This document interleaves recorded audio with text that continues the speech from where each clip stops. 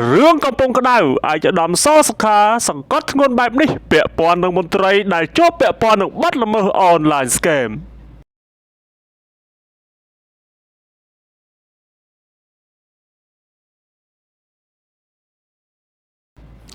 ឧបនាយករដ្ឋមន្ត្រីក្រសួងមហាផ្ទៃឯកឧត្តមសសុខាបានសង្កត់ធ្ងន់បែបនេះថា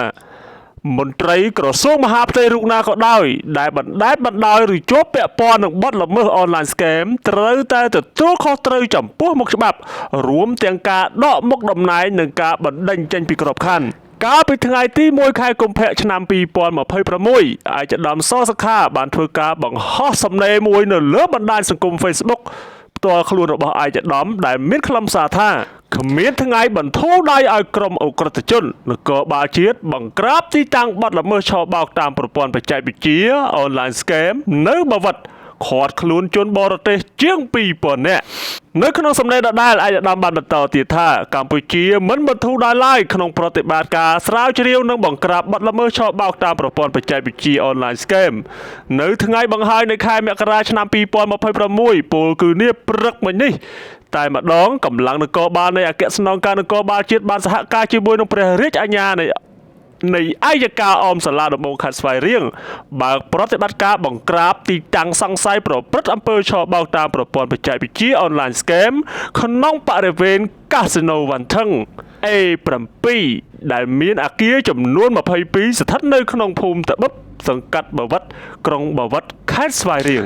ឯកឧត្តមនាយឧត្តមសេនីយ៍សថេតអគ្គស្នងការនៃស្នងការដ្ឋាននគរបាលជាតិមានប្រសាសន៍ឲ្យដឹងថាប្រតិបត្តិការទ្រង់ទ្រាយធំនេះទទួលដឹកនាំអនុវត្តដោយលោកឧត្តមសេនីយ៍ឯកជីវផាលីនិងលោកឧត្តមសេនីយ៍ឯកមួងសុធា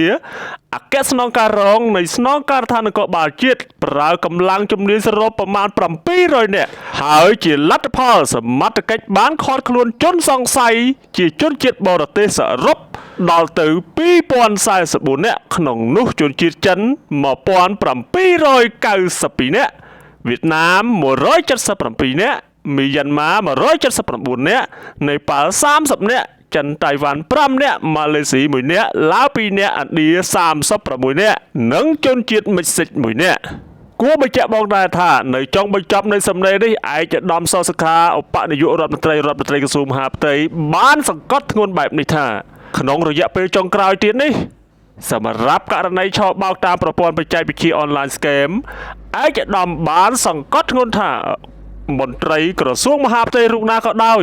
ដែលបណ្ដោយឬជាប់ពាក់ព័ន្ធនឹងបទល្មើសនេះត្រូវតែទទួលខុសត្រូវចំពោះមុខច្បាប់